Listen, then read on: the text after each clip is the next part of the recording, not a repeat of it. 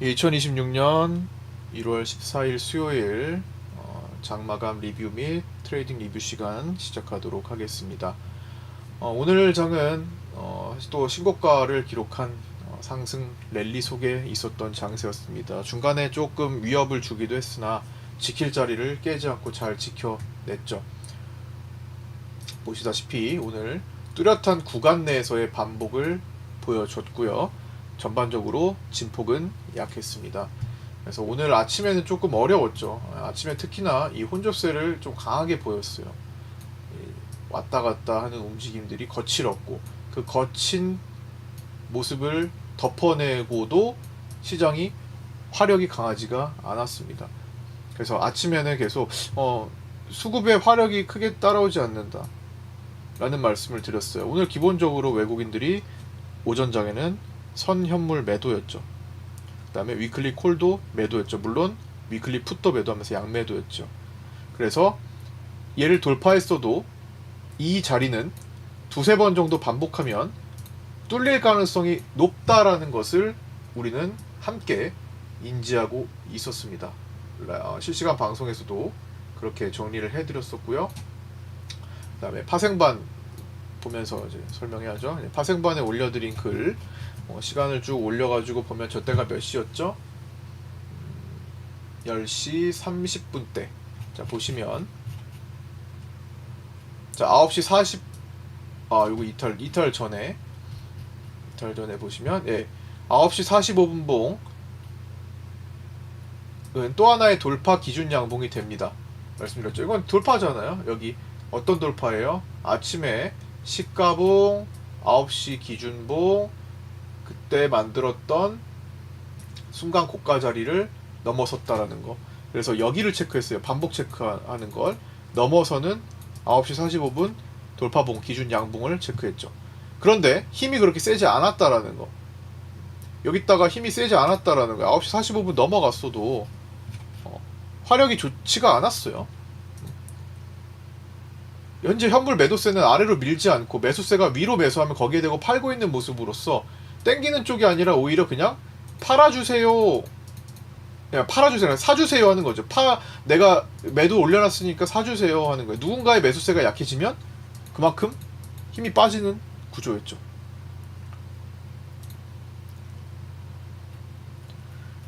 그리고 그래서 9시 45분은 이제 또 하나의 돌파 기준 양봉이 됐었는데 9시 1분봉하고 비교하면 상대적으로 약하다라는 걸 체크했습니다. 당연하죠. 9시 1분봉 요기에 지금 이 봉 자체를 지키는 이 자리 한 번, 두 번, 세 번 똑같은 자리 지켰던 요 자리는 얘보다는 당연히 강할 수밖에 없습니다. 그래서 이 자리는 반복하면 이탈될 확률이 높다라는 것 체크하고 있고 9시 45분 돌파 양봉 체크 중이고 반복 체크하게 되면 점점 지킬 확률은 떨어집니다라고 10시 16분에 체크해드렸어요. 여기입니다. 하나, 둘, 셋 떨어지죠. 나뿐만이 아니라 전국의 모든 사람들이 시스템 트레이딩을 하는 시스템 AI 알고리즘 등등 여러가지 시장 참여자들이 여기를 이탈하면 나도 매도해야지가 한 번에 쏟아진 거죠. 한 5포인트 정도 내려가더니 아까 전에 테스트했던 자리를 만나서 블루라인과 함께 제동 걸릴 준비를 합니다. 약간 페이크로 한번 살짝 이탈하는 척을 보여주기도 했습니다만 곧바로 양봉이 완성되면서 여기서 숏을 보는 경우더라도 얼마 남지 않으니까 그건 매력적이지가 않죠. 기본적으로 레드라인 가까우니까. 그러고 충분히 감수해야 될 움직임이 나오면 짧게 끊어낼 수 있는 그런 상태였죠. 그래서 중요한 거는 이거였고 돌파에 힘을 크게 쓰지 않는다라는 걸 체크하는 거였고 자꾸만 두들기고 있다라는 거였고요. 그 다음에 아침에 시가봉 이탈 안 했다라는 거.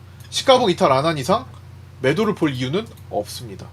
일단은 시가봉을 넘어선 것에 초점을 맞춰야 되고 9시 1분봉인 이 장대 양봉이 기준이 됩니다. 기준 양봉이죠. 기준 양봉을 한번 순간 솟구쳤는데 이 솟구칠 때도 제가 볼벤을 순간 이탈하면서 순간적으로 오버했던 거 되돌린다 라는 식의 표현을 썼습니다. 그러니까 저 앞에도 9시 쪽에도 보시면 오늘 한 팀장님 1번주 러셀 V에 걸리고 또 한 팀장님 어제 거까지 어제 시가 종목 우수 AMS 점 상한가 가서 오늘 상한가로 마감했네요. 그것도 이제 보충이고 그 다음에 위에 보면은 이때가 9시 2분이었는데 요거는 위에다가 보시면 기준 양봉 역할을 할 수 있는 양봉이 탄생했는데 볼벤 상단을 타고 가지 않는다라는 거죠. 순간적으로 혼자 슈팅이 나오면 이격이 벌어진 상태로 시장은 불안한 상태로 인식을 하고 다시 되돌리는 성질이 나올 수가 있죠. 그게 순간적으로 되게 빠르게 나왔던 거고 그런데 시장은 그럼 그렇게 해서 빠지냐? 아니요. 풍부한 유동성, 시장 대기 자금에 대한 믿음이 있습니다. 지금 시장 추세가 일봉으로 굉장히 신고가 랠리 장세를 유지하면서 믿음이 강한 상태예요.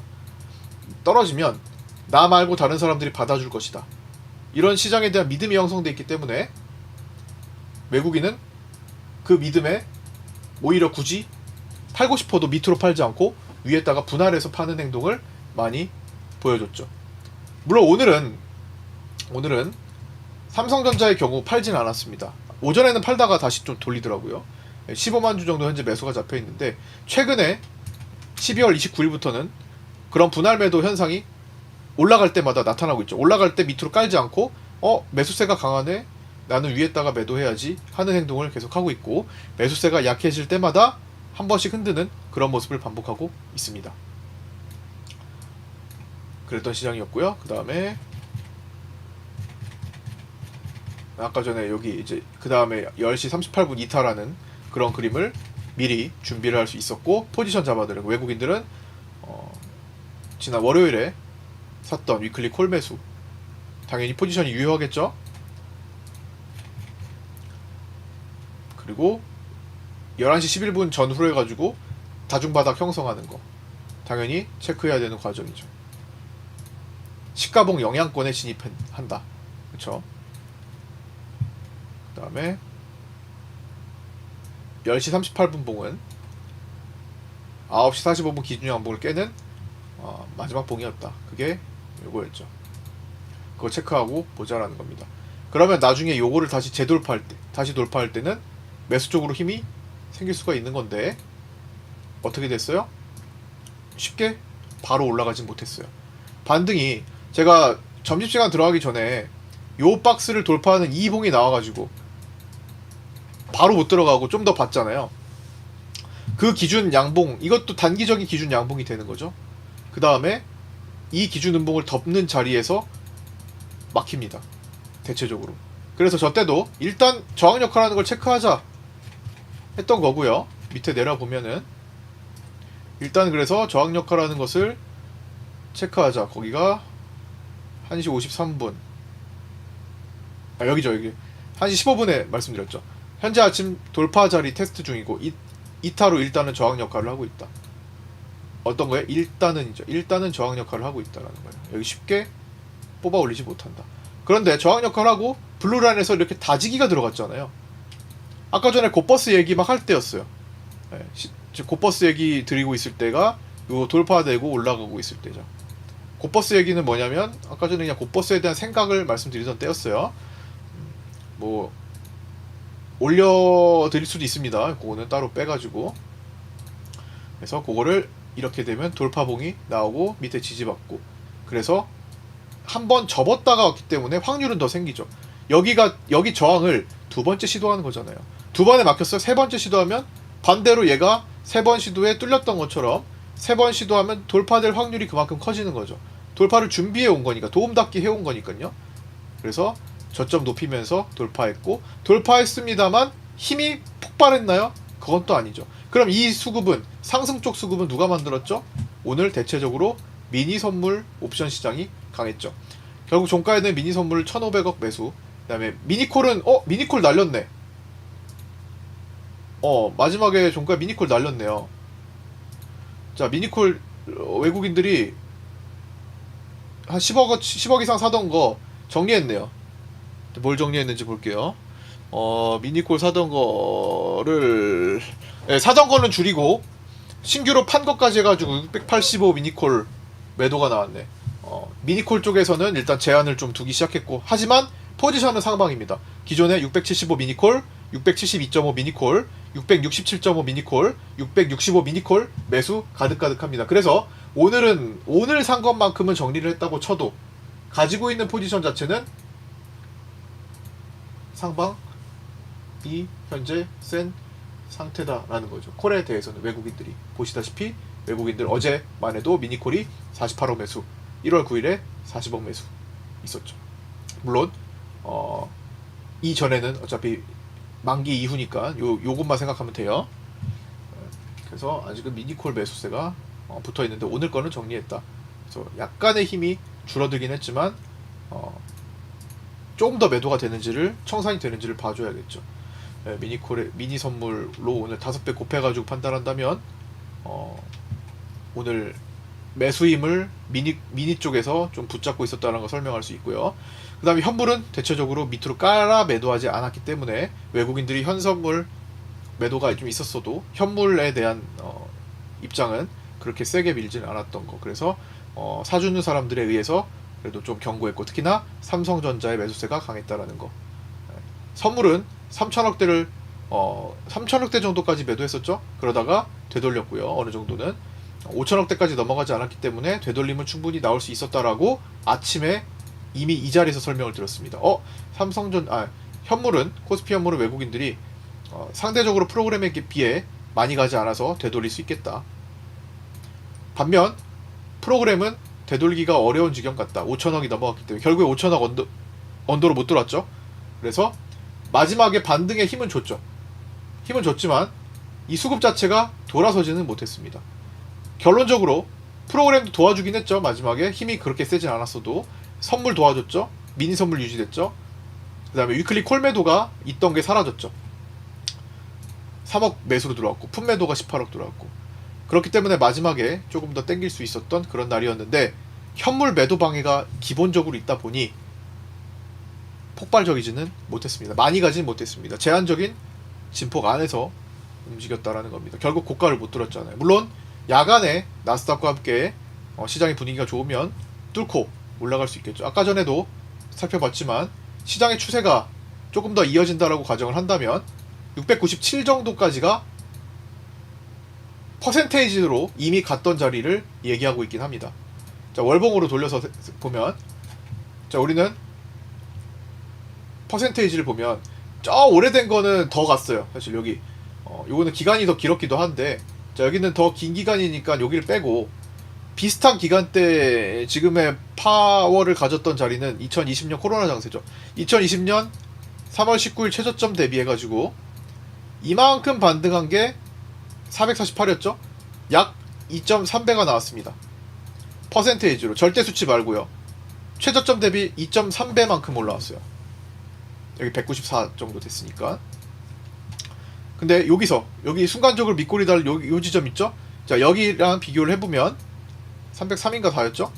여기랑 비교를 해보면 똑같이 우리가 경험했던 수준의 진폭을 보기에는 경험했던 수준의 비율 진폭을 찾아보자면 2.3배를 곱하면 대략적으로 697이 나옵니다.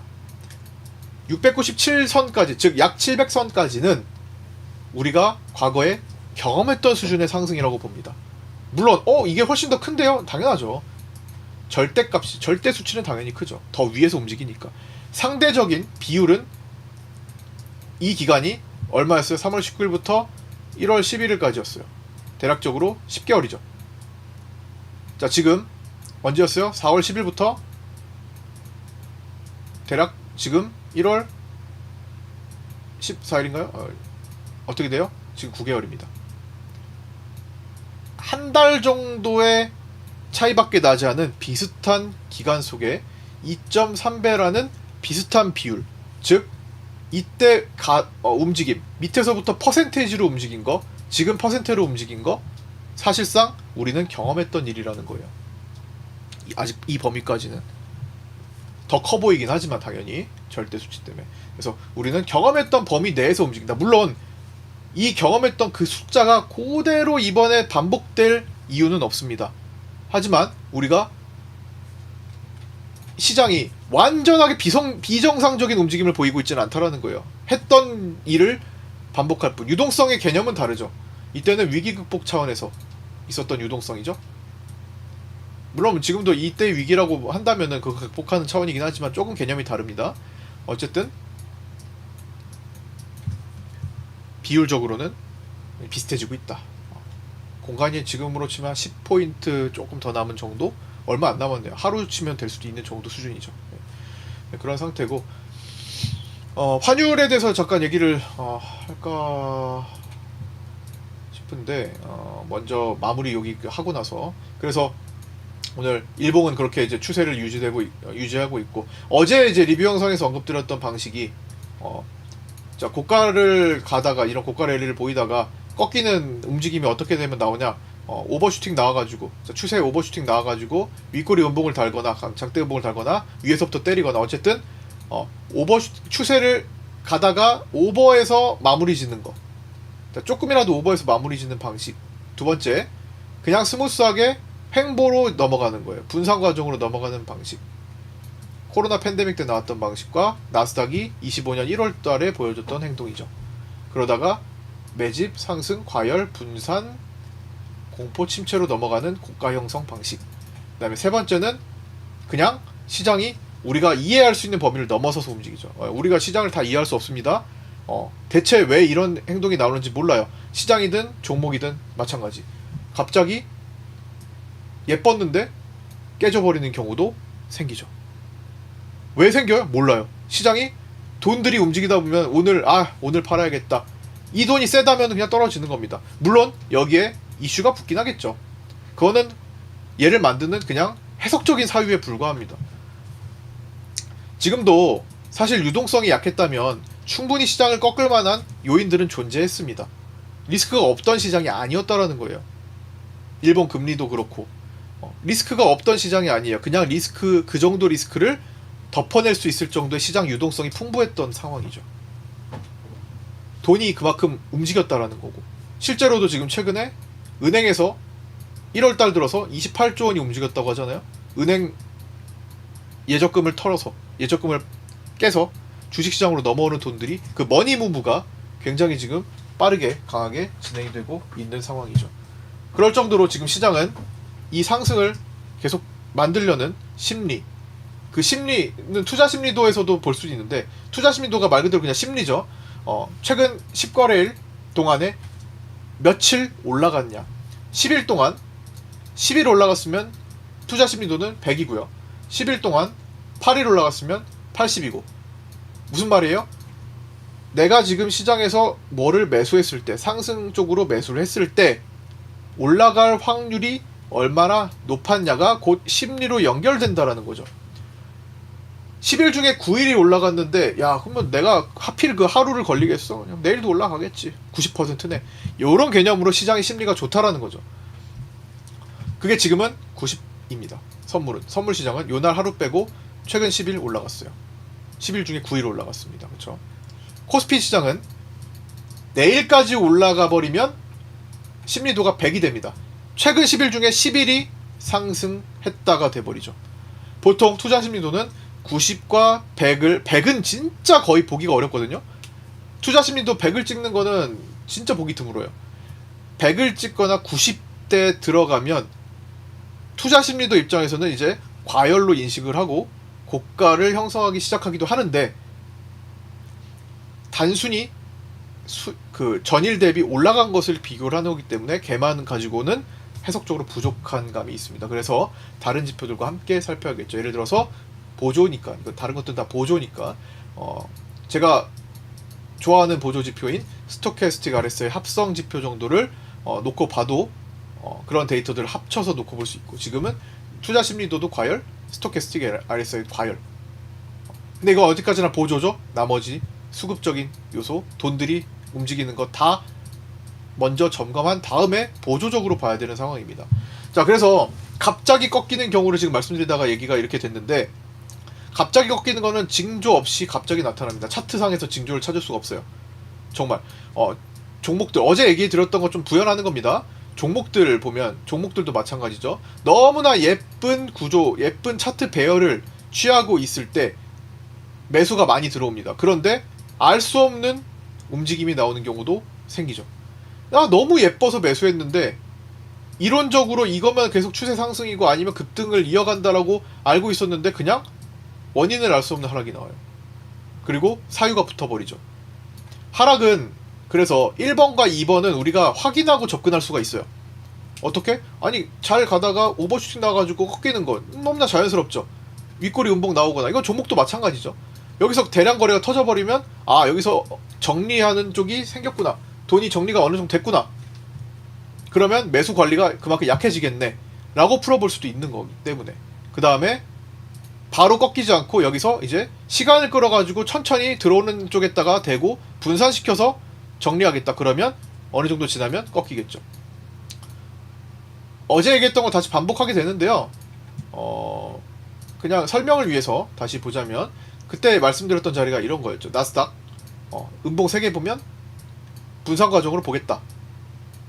이게 짧았기 때문에 3개 정도면 충분해 보인다. 그래서 하나, 2개, 3개째 언제 나오는지 보자 했던 시기잖아요. 그럼 분산 과정이 끝나면 하락으로 어떻게? 매집, 상승, 과열, 분산, 공포, 침체. 자, 공포 구간이 시작된다. 공포 구간 시작됐죠? 그게 여기를 장대 음봉이라고 보자 라고 당시에 실시간으로 다 말씀드렸던 내용이죠. 그래서 이거는 얼마 지나지 않은 거, 약 1년 정도 지난 거니까 아마 기억하시는 분들이 계실 테니 이 정도로 넘어가고, 그래서 시장은 예측과 다르게 찾아오는 경우에 대해서도 판단을 해줘야 돼요. 갑자기 생기는 경우 이걸 내일 얘기하는 게 아니에요. 그건 몰라요. 일반적으로는 추세를 더 타는 게 정상입니다. 이렇게 변곡을 만드는 게 더 정상적이죠. 자, 여기서 가다가 고속으로 가다가 속도를 늦췄기 때문에 변곡이 지금 만들어지고 있는 거예요. 자, 변곡점 오랜만에 듣나요? 시장에서의 변곡 얘기. 자, 우리가 수학적인 변곡점은 수학적으로는 변곡을 3차 함수의 경우 요 중간을 변곡점이라고 우리는 고등학교 교육과정에서 배웁니다. 하락 때도 마찬가지. 여기가 변곡점이라고 배웁니다. 가던 추세를 살리는 중간의 지점.